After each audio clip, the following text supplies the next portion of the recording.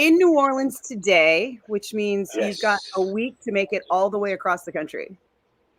Yes. And I think we're in, I don't even know where we are tomorrow, to be honest. I can't remember. Then we hit the Texas states, first Texas run. And oh, I don't know. It's pretty busy. It's pretty crazy. I know you end up here in San Francisco on Monday, October 7th at the Regency Ballroom. Yes. And you are on tour with Accept. And I see you have started joining in on a song here and there. Well, I do every now and then. Yeah. I first jumped up and sang Balls to the Wall with them at the Vakken Festival. Who And could then, resist that, right? yeah. And then It's such an anthem. I did it in New York. And, yeah, it's fun. I mean, I grew up singing that song, so it's always fun to sing it. Now, when you get to San Francisco, do you have any San Francisco memories from tours past, or is it kind of all just a blur? No, it's funny. I have a couple memories of there. It's hard to have, you've toured for 30 years or whatever, and but I remember the first time there. I think we stayed in like a Chinatown or a Japanese Japantown. area. You Yes, saw the and Fillmore show at Japantown? yeah, and I remember a really cool hotel, and I went into a little bar next door, and of course they were doing karaoke, and um, I remember that. And what's funny is we went sightseeing, and I don't ever go sightseeing anymore, but I was younger then, so we went to the Alcatraz and all the guys, and I still have the photos of that. So I remember that. And the last time there, I remember I drank a lot and partied a little bit on that last time. So uh, Demolition Tour. So I remember that too. It's funny because I have one beer when I come off stage, but I had a lot more that night. So, fun fact, I've worked at the Fillmore for 25 years as well as doing radio, and I did your dressing rooms that day. Oh yes, how about that? See, I know, well then right? we had to met or run across each other then.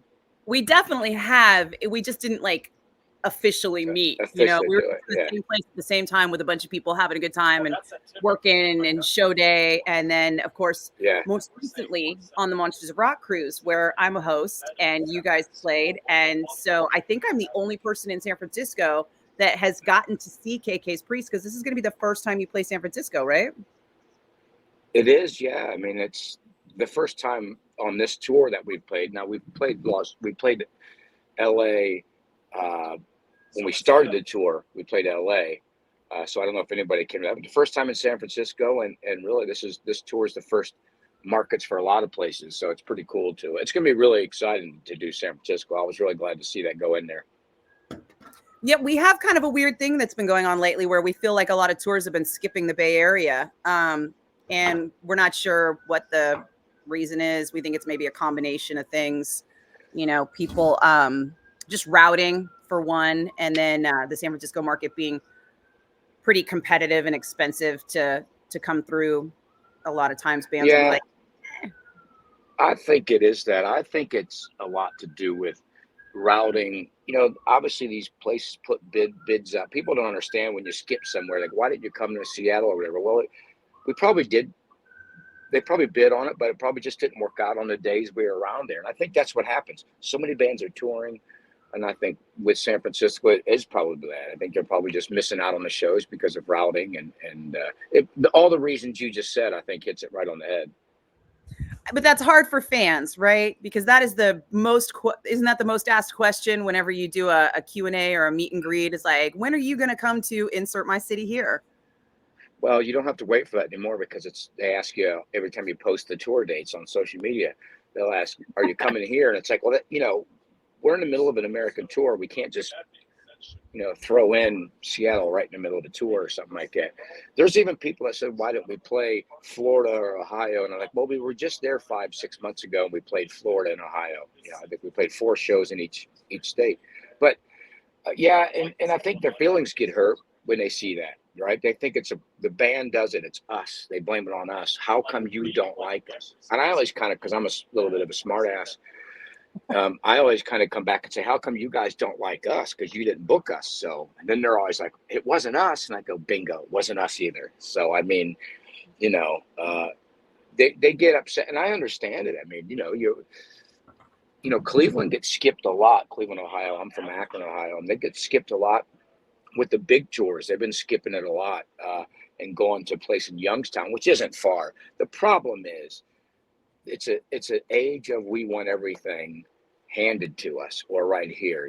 Remember when you used to listen to the radio to get your show dates, or you opened up a magazine of a weekly magazine and said, here's who's playing it, or now they just want it delivered on social media to them. They don't even want to search for shows.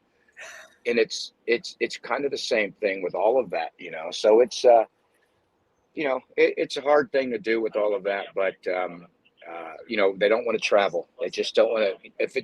I had a lot of people from Ohio, Cleveland and Columbus and Akron go to Detroit because it's about 2 hour, 3 hour, 2.5 hour, 3 hour drive.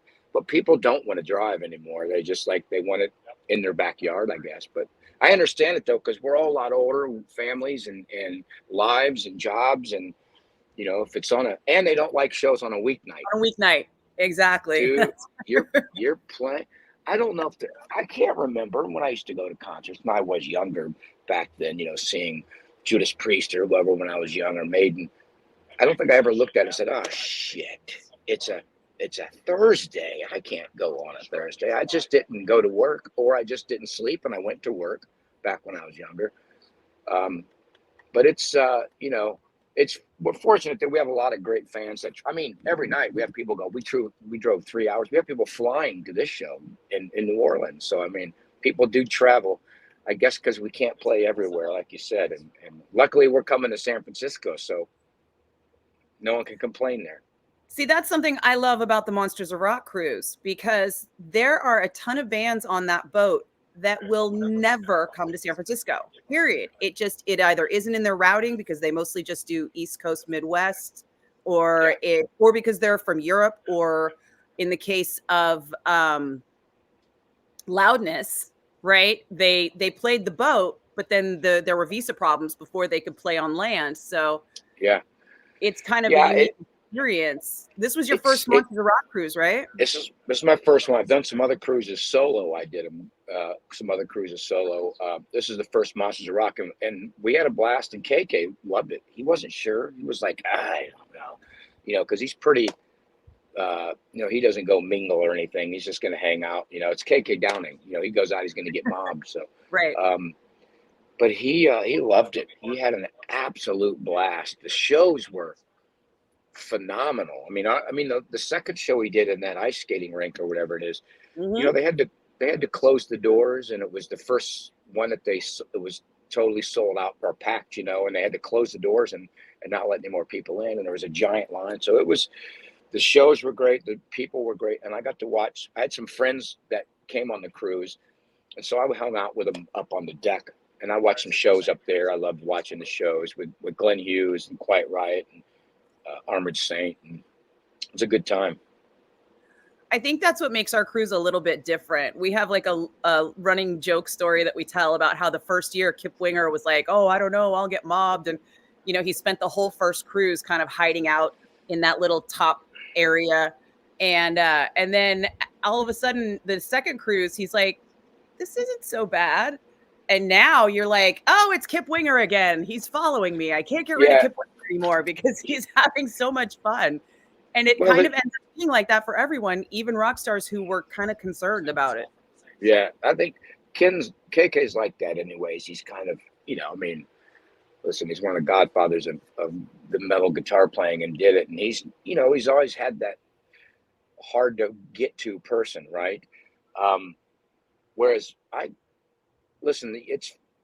like getting people to come up to me, not always, but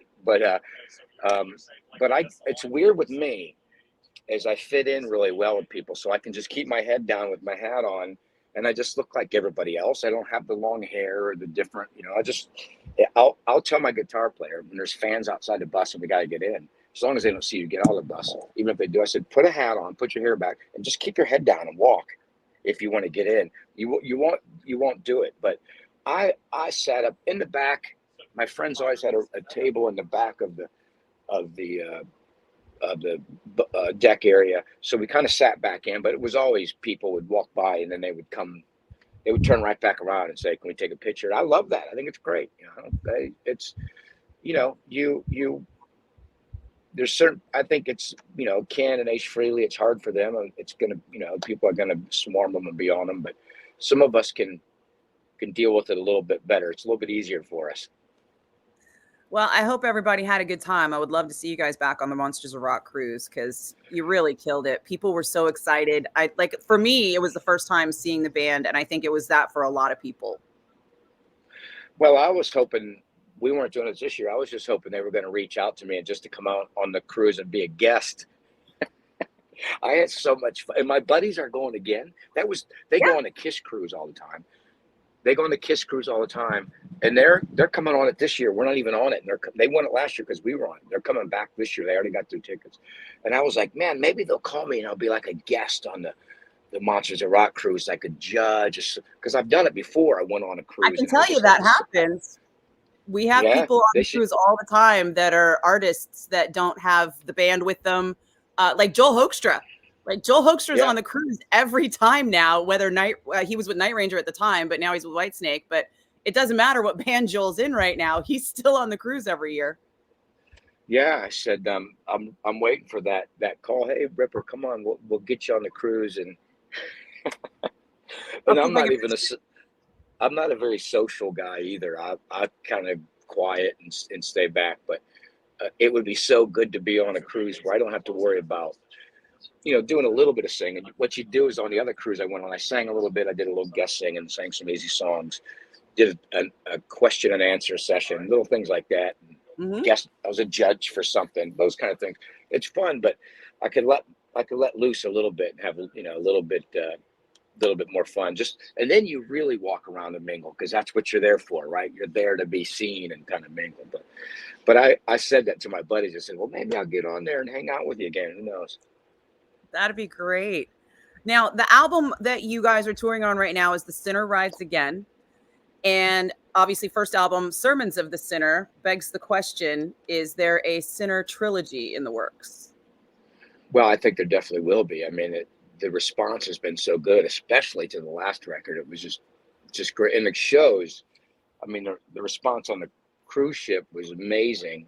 And it's been great. So I mean, like I said, the reviews and response and everything about this last record, just both of them have been crazy. So we've toured pretty much all year. So I know KK's probably thinking in his mind now he's going to go home and start doing some writing, him and AJ probably, and start getting some songs together. But I don't know what's in store after this tour ends. We ended in Mexico at a festival, and we go from San Francisco to Houston to Mexico, and then we'll see what happens after that. But yeah, there's definitely another record. There's not in question. So in the writing process, is it mostly KK and AJ, and then they bring the songs to you, or is it more collaborative in the end? It's really KK. And I'll tell you, last record, AJ was able to write some. But I think the big issue here is, Ken's been in one band his whole life. That was Judas Priest. It's pretty much his whole life. And that's who he wrote for. I think he's excited to just spread his wings and write vocal melodies and come up with the lyrics and do the whole thing. And then the best part about the last record is everybody kind of came in and did their own thing. I changed things around. I sang it in my own voice. I write a lot. I had a solo EP come out last year called Ripper, Return to Death Row. It did really well. So I'm going to be putting a new, writing a full length with Jamie Josta. We'll do a full length now. So I do a lot of writing, but I like that Ken gets to do it. He gets to write. He really enjoys it. And it shows how good of a writer he is when you hear the record, Do you think coming right off the tour, it's going to speed up the process? Because you guys went, 3 years between albums on the first two? Do you think you'll go a shorter distance, or do you think you'll take some break? Well, I don't know if it was a full 3 years. I think it was a little shorter than that. 3-ish? Yeah. No, I think Two and change. It'll be quicker. I mean, the problem with the first record was COVID hit. When we finished the record, COVID hit. So we were in limbo of, I know he started writing at a certain point, but we were still waiting to see if we were going to tour and was it going to be right. And eventually he's like, it's just not right. Let's do another record, and then we can tour with 2 albums out. But this one will go quicker because we are touring and it's been successful and we're playing these festivals. And I mean, I was really hoping we would do the Monsters of Rock cruise again this year because it was so successful and people loved it so much and the response was so great. I was hoping we would do it again. But it all works out because that one we got off the road and we toured America. We did like 18 shows in America on the East Coast.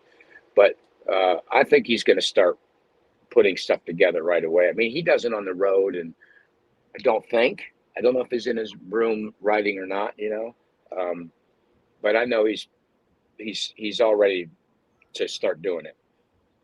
Do you guys all kind of split on the road and take your me time, or does everybody hang out and do stuff together?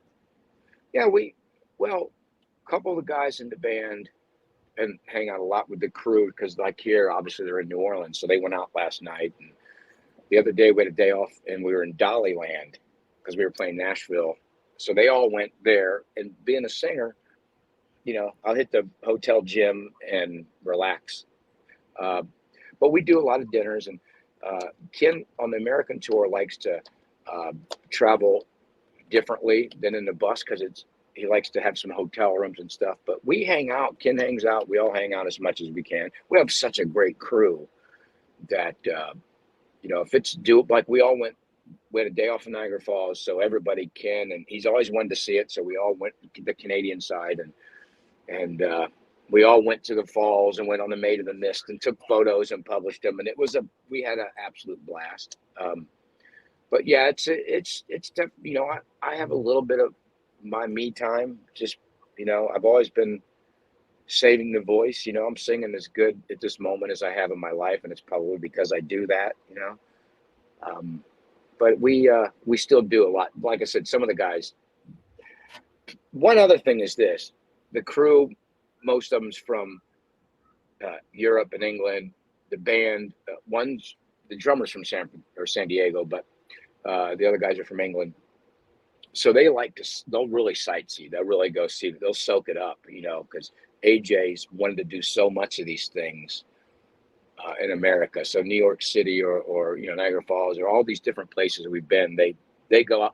My family and my girlfriend and my brother doesn't have social media, but again, his kids, and he'll always go, I see all the pictures of the band. This is for the past 10 years. I always see the band sightseeing, and they're in front of this, and they're this, and you're in Spain, and this. He goes, I never see you in one photo. I'm like, because unfortunately, I'm not like Ronnie Dio. Ronnie Dio could talk and have a Boddington's or a Guinness and be all social, and I'm over in the corner with my head down. In it. Yes. And I'm over in the corner, like I can't, You're back at the hotel gargling with salt water. Yeah, I'm just being quiet and, like I said, hitting the gym in there and trying to take care of myself. Well, you do have to hit a lot of high notes. Has that gotten easier or more difficult with age now that you're taking care of your voice? Well, the voices it's a strange thing. You never know what's going to happen. I'm singing. I don't want to say anything because then I jinx myself and I go up there tonight and I suck. But I've been singing the last couple of years as good as I ever have. High notes are probably better than they've ever been in my life. It's pretty lucky, and like I said, there's nothing vocally I can do.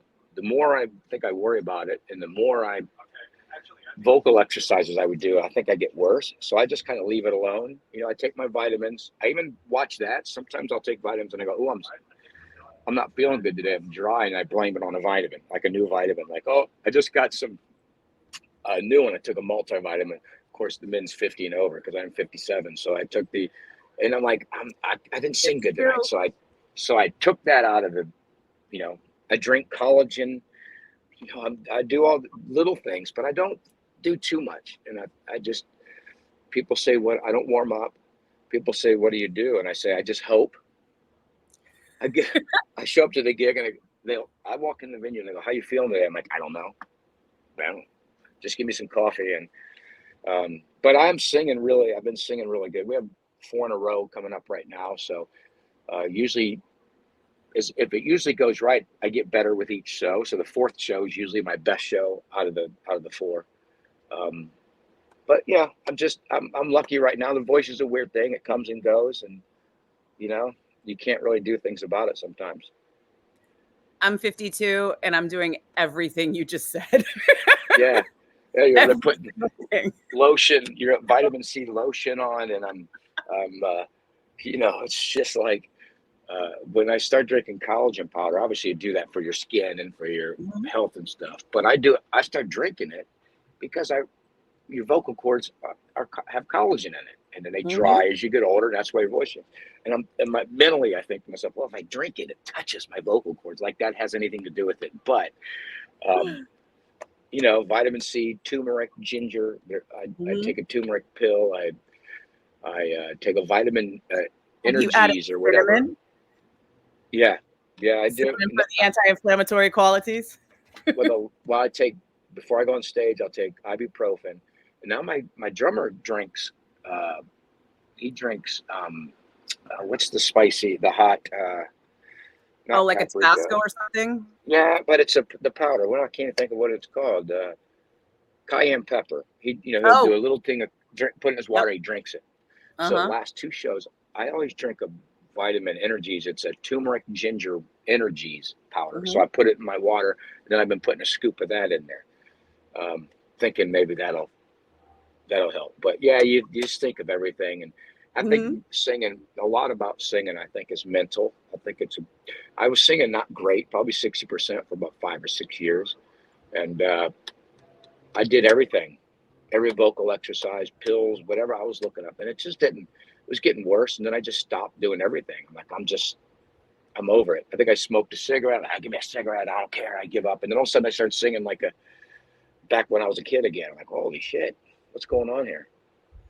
Just because you're relaxed, you maybe. Yeah, I think it is. I mean, you look at sports and anything. I mean, there's people who were professional golfers and they can't hit a golf ball anymore, or baseball players who all of a sudden Major League Baseball players can't throw the ball to first base anymore because mentally they won't let them. So I think it does have a lot to do with it. So I try to. When I had a couple bad shows and they're still pretty good, but I had a couple bad shows on this one. It really got into my head. I started really thinking, oh shit, you know, I'm in trouble. But it's been good. Luckily, it's been pretty good.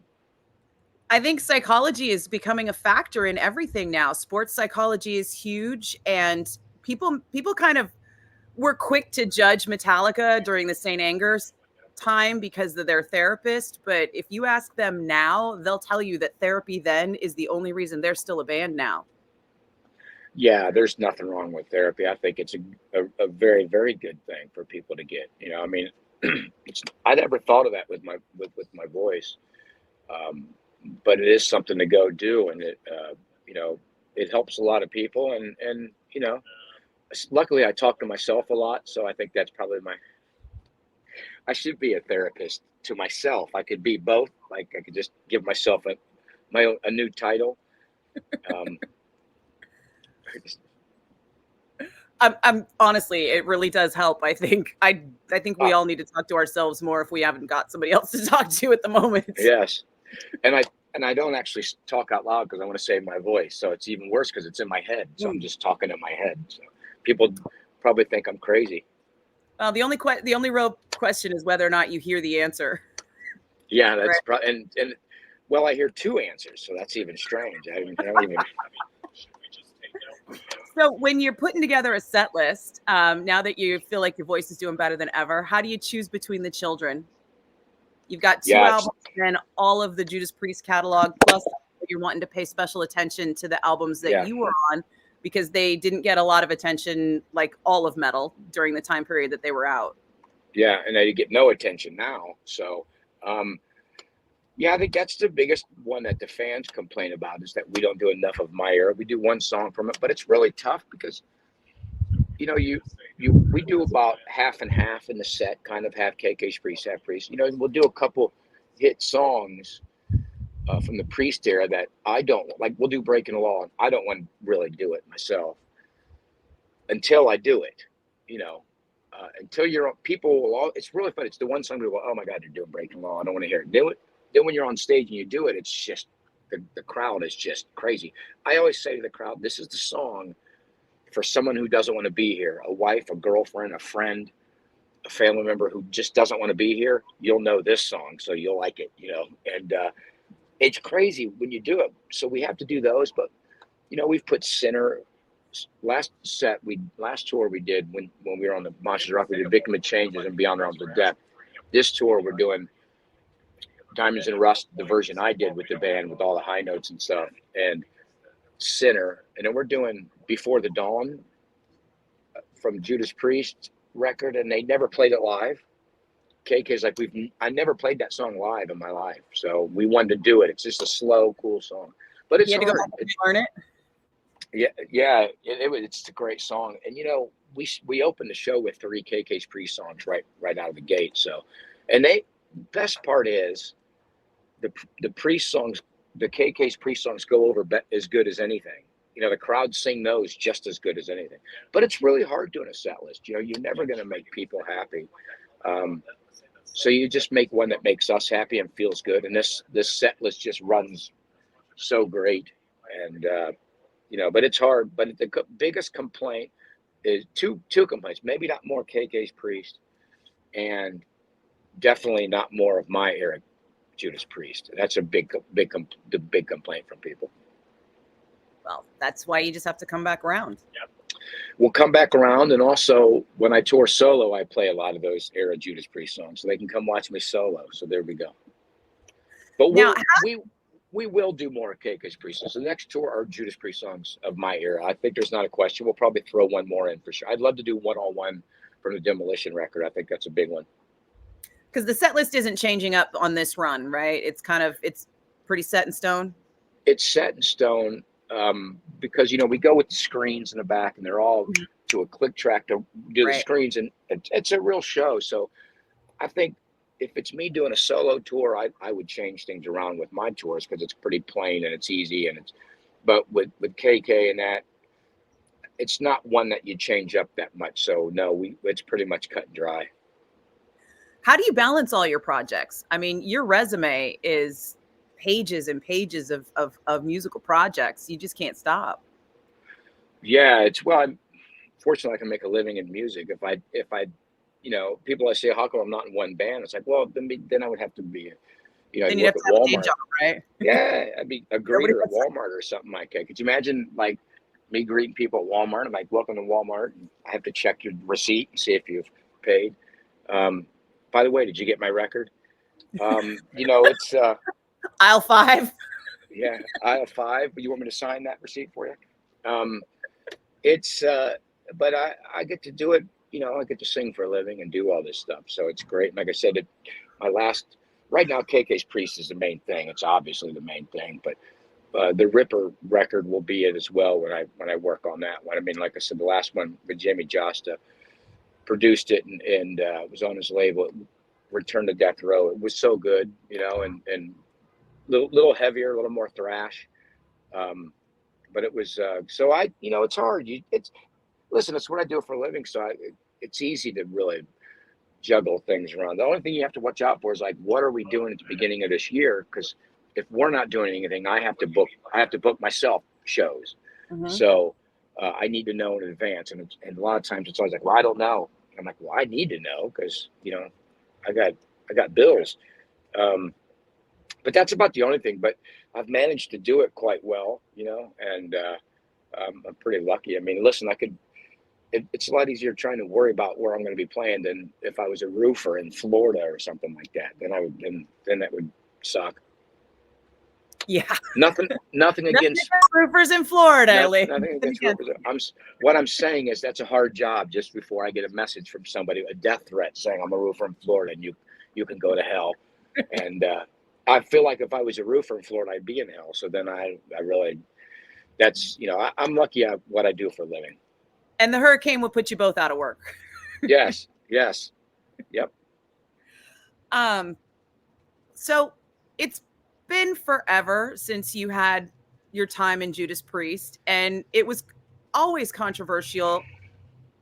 does it feel like all of the Priest fans have kind of reached a place of settlement and acceptance? Because I know that when KK's Priest formed, there was still a lot of grumble, grumble, grumble.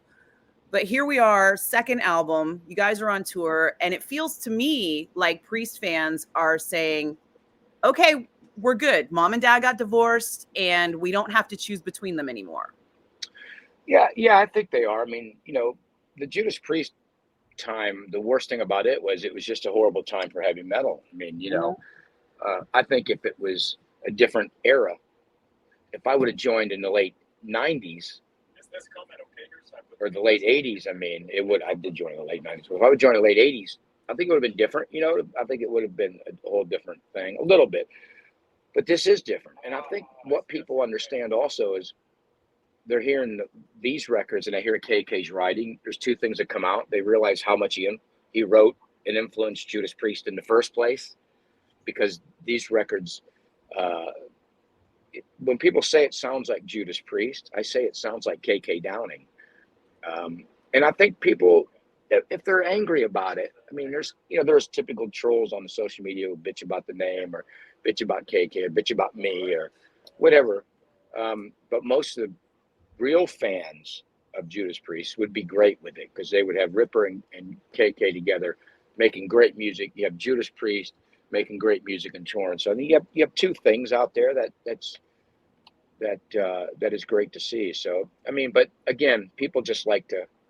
It's their time to moan and complain and give me tips on how to work my career, and that's Everyone loves part. that, right? Here's what I think you're doing wrong. Really? I mean, you're a fry cook. I don't know what I'm supposed to do. The worst comments always start with, how come you always, how come you never, why don't you, and you should. Yeah. Anytime something starts with that, I gloss over. The best part is songwriting tips. I don't like this.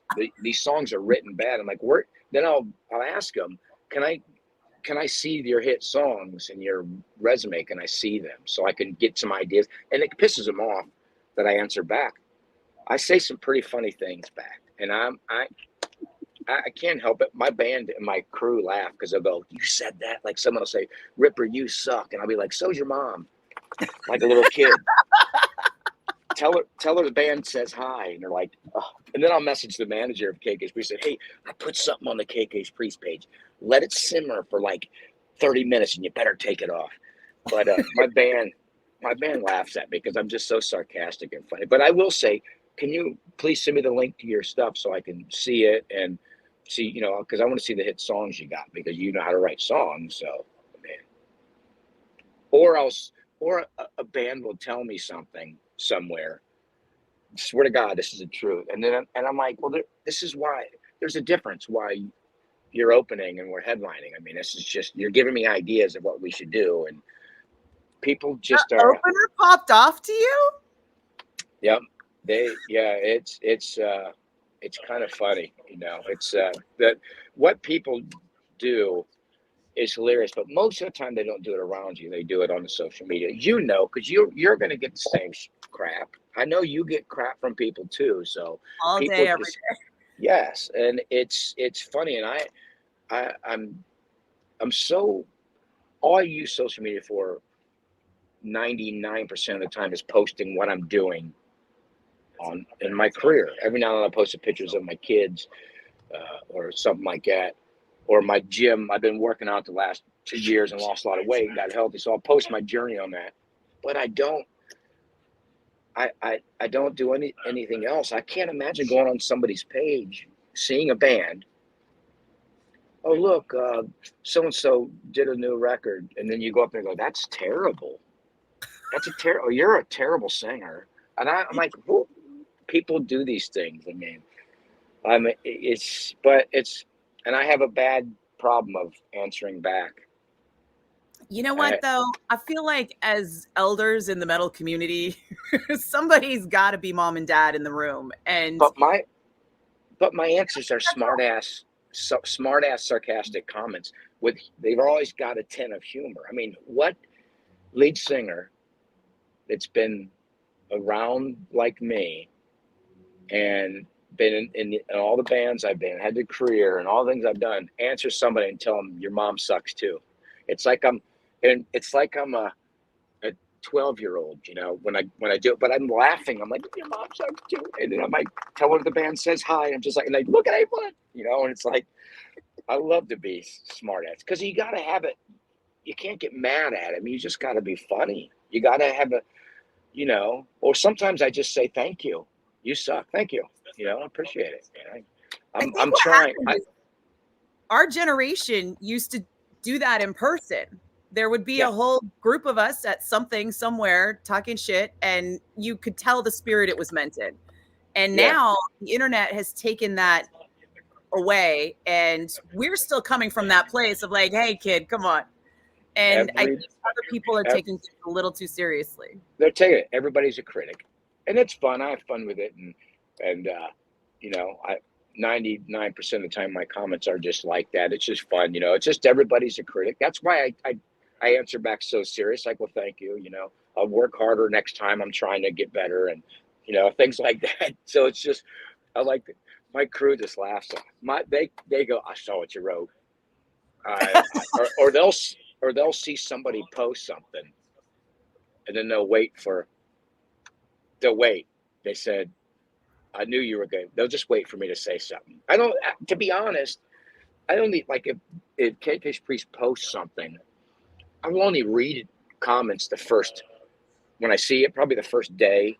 I'll scan through to look for good, because 99.9, well, they're almost all good nowadays.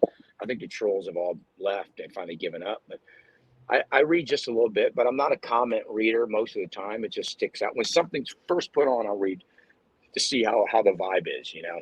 I read to see if I actually suck or if we need to write better songs. So I want to make sure. I want to look for the songwriter, and then I'm going to look for that guy's mom.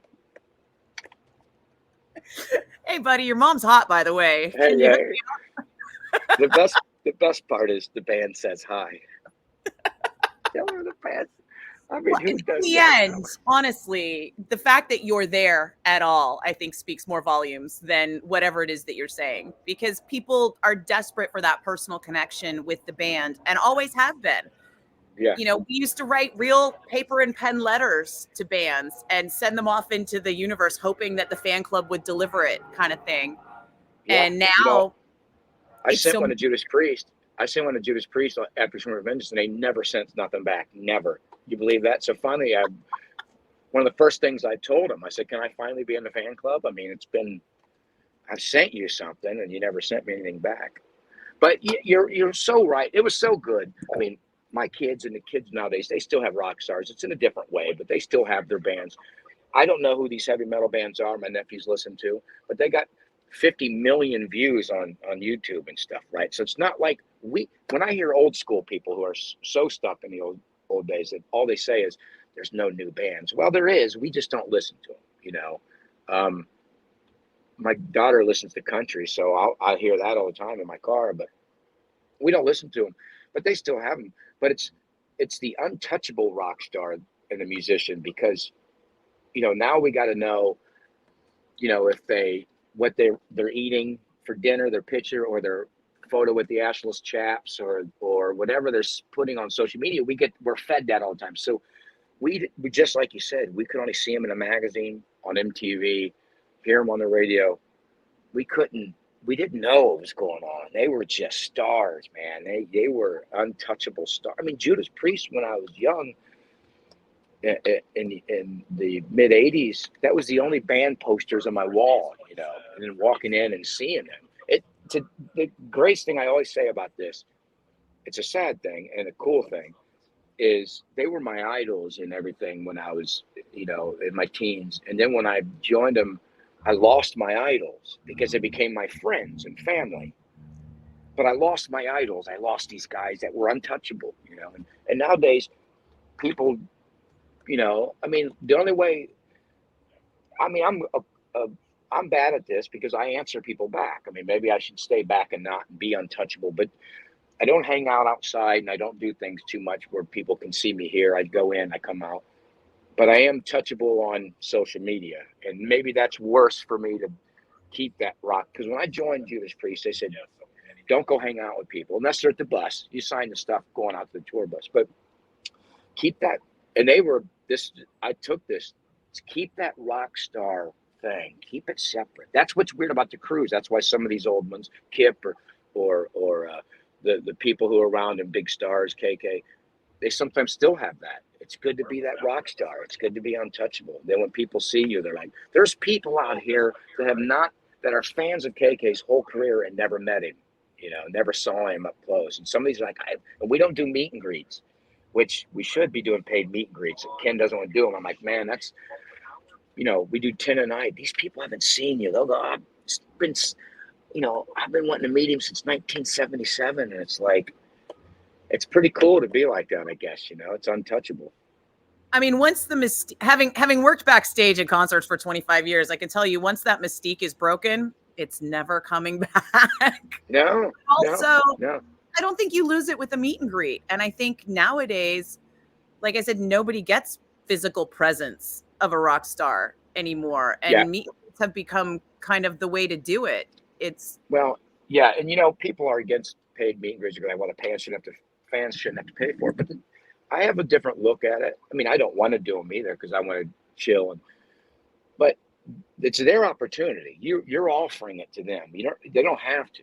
And the one I want to do is totally different than everybody else's. Now someone's going to steal this idea. I'm going to put it out there. But I said to Ken, we do 10 people. That's it, a night. Backstage, right after we're done on stage, we have pizza, beer, sodas in the room. They walk in with us. They have some pizza. They get, a poster and an 8x10 and a signed set list and laminate. But sitting, having pizza and beer and taking photos, I mean, how cool is that? I mean, it's great. And it would be pretty fast. But, and the other problem nowadays people have to do it is to fund the tour. I mean, it's so expensive to tour nowadays. I mean, we're out here with a semi and a bus and a full crew and screens and this and a stage setup, and it's really expensive. So but he's got that. He doesn't want to do it, and I think it's cool because he still likes to be. He has that, right. It's like, this is it. I don't want to make the fans have to pay for it. That's his thinking. I think I get that, and it's admirable, but I think that it's outdated at this point, right? It is because but they want to pay for it. They want to do it. I mean, that's all we get. People are so pissed off, that we don't do it. Oh my God, we get just nonstop. Are you doing meet and greets? And it goes back to what we were saying before. The fans our age can't wait on a Wednesday night until 1:00 for bus call. Yeah. They got to go home and get some sleep before work tomorrow. So if they could pay, an extra $100 to get some pizza after the show and meet KK Downing, they're gonna do it. I think that's a brainer. But I'll give some information for everybody. Accept's doing a meet and greet, so I'll help them out. If anybody wants to meet Accept, they're doing a paid meet and greet, so you can get it now. So you can. I've met a few people at Accept's meet and greet. Hello, how are you? Good to see you. Are you bombing the Accept meet and greet? That'll be $50, please. Awesome. Well, you want to give me a rundown of what you got coming up? You said you got a solo thing coming up after this run. Yeah, KK's Priest is the number one thing, though. Mm-hmm. KK's Priest is the number one thing. So, I mean, whatever we're going to have. But in the meantime, I have to put some other coals in the fire. So I'm trying to work on maybe a little solo run in Australia. I'm trying to work on maybe putting a few little solo runs together. I'll probably do a lot of guest vocals at home. When I'm off the road, I usually do guest vocals so people can get a hold of me. I'm gonna plug myself. Ripper Vocals. I gotta remember this. I haven't used it. So rippervocals@gmail.com, I think it is. Or is it Ripper Owens? I can't remember. You'll have it posted on your Facebook. How about that? Ripper Owens Vocals. I can't remember what it is. Wait, I can't look now. But yeah, they could just get hold of me on Facebook or social media. But it's I do so many guest vocals because when I come home, people say, "Why do you have to do that?" I say, "Because I love to sing. I love to sing. I sing on people's music all over the world." So But hopefully I'll be working on a new solo record. Just goes just under Ripper. Like I said, it's Return to Death Row. And hopefully we'll start rocking on a new KK's Priest. And it's going to be the Sinner something. Yep. The Sinner rides again and again. And again. Again, the Sinner rides. This one will be, yeah. Again, the Sinner rides again. The Sinner stuck in traffic. The thing is, I think KK's the Sinner. You know, when I announced the song "The Sinner," I said I announced Mr. Sinner because he's got that whole thing on the song, and it's like I always think he's like this. I think KK is the Sinner character on this whole thing. Well, I look forward to properly introducing myself in San Francisco. Yes, absolutely. At the Regency Ballroom on Monday night, October 7th. Tickets are on sale now at axs.com. That's AXS.com. And there won't be a meet and greet by then, but hopefully by the third Sinner album, we could talk him into it. Yeah, we'll do it in the first. We'll do it when we're all ready. Yes. Awesome. Thanks, Tim. All right. Appreciate it. Yes, thank you. Hope that Thank didn't you. take too long for you. No, that was good. Enjoy New We'll Orleans. see Get you the soon. coffee. Yeah, I'm gonna get me. I've already had some. I think I've had 3 cups of coffee already, so I'll go get another Yeah, one. mine's empty. That's how I know the interview time is to get done, when I'm out of coffee. When you're out of coffee, it's done. Well, perfect. All Well, I'll right. see you soon in San Francisco. I'll see you then. Take All care. right. We'll see you. Cheers. Bye.